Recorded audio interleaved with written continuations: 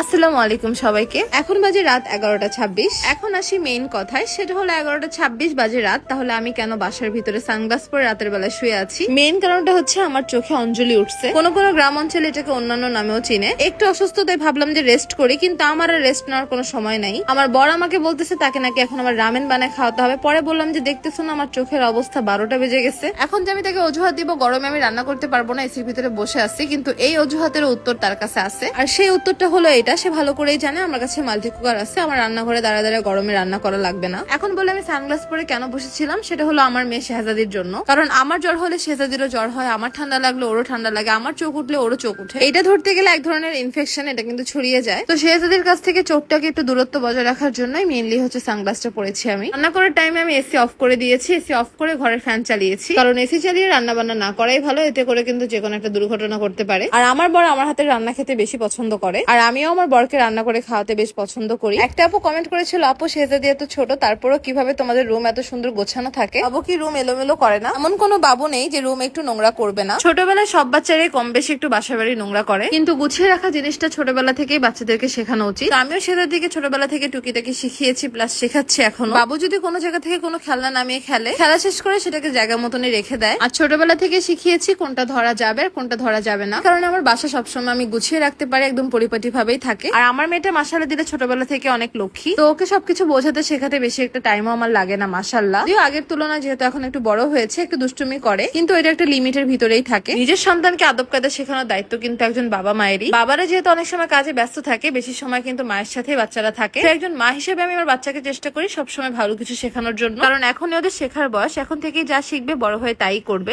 সবাই আমার জান বাচ্চাটার জন্য দোয়া করবেন। আরেকটা কথা বলি, ইনায়ের কিন্তু আরো একটা নাম আছে, সেটা হলো শেহজাদি। এটা সবাই জানে, কিন্তু যারা নতুন ভিউয়ার্স আমার তাদের জন্য আবার বলে নিলাম। কি সুন্দর কথা বলতে বলতে এদিকে আমার রামেন রান্না করা কিন্তু প্রায় শেষের দিকে। তো এই রামেনটা একটু স্পাইসি ছিল, কিন্তু ইনার বাবা একটু স্পাইসি কম খেতে পছন্দ করে, যে কারণে আমি সসটা একটু অল্প দিব। রামেনটারও অনেকভাবে রান্না করা যায়, কিন্তু নোবেল হচ্ছে এইভাবে পছন্দ করে, তাই ওর জন্য আমি এইভাবে রান্না করি। এই রেসিপিটা হচ্ছে একদম শর্টকাট একটা রেসিপি, আর সাথে যদি থাকে এরকম একটা মাল্টি কুকার, তাহলে তার কোনো কথাই নাই। সত্যি কথা বলতে কি, মাল্টি কুকার আসার পর আমার বেশ সুবিধা হয়েছে। আর টিকিওয়াইউ মানে হচ্ছে রান্না বান্নার জন্য একটা আরামের জায়গা। হলো তাদের ফেসবুক পেজ, তাছাড়া তাদের পেজটাকে আমি আমার এই ভিডিওর ক্যাপশনে প্লাস কমেন্টে মেনশন করে দিচ্ছি। রান্না অলমোস্ট শেষ, মাশাআল্লাহ দেখতে অনেক সুন্দর হয়েছে, আর খেতে অনেক মজা হবে, দেখলেই বোঝা যাচ্ছে। বাট আমি এখন এটা খেতে পারবো না, কারণ আমি ডায়েটে আছি। আচ্ছা, আমাকে দেখলে কি একটু মনে হয় যে আমি স্লিম হয়েছি? আমি না খেলে কি হবে, আমার বরটা খেলে আমি অনেক খুশি। তো ভিডিওটা কেমন লাগলো অবশ্যই কিন্তু সবাই কমেন্ট করে জানাবেন। আর আমার বরের রিভিউ তো আমি পেয়ে গেলাম, একদম ফার্স্ট ক্লাস লেগেছে তার কাছে। আর আমার বর তো আমাকে রিভিউ দিয়ে দিল, একদম ফার্স্ট ক্লাস হয়েছে। যেহেতু একটু এলোমেলো হয়েছে, তো এগুলো আমি সুন্দর করে এখন পরিষ্কার করে ফেলবো। এই ছিল আমার আজকের মতো ছোট্ট একটি ভিডিও। ভিডিওটি ভালো লাগলে অবশ্যই কিন্তু আমার পেজটাকে ফলো করে ফেলবেন, সবগুলো ভিডিওতে লাইক কমেন্ট শেয়ার করে ফেলবেন। আবার দেখা হবে আগামী ব্লগে। আল্লাহ হাফেজ সবাইকে।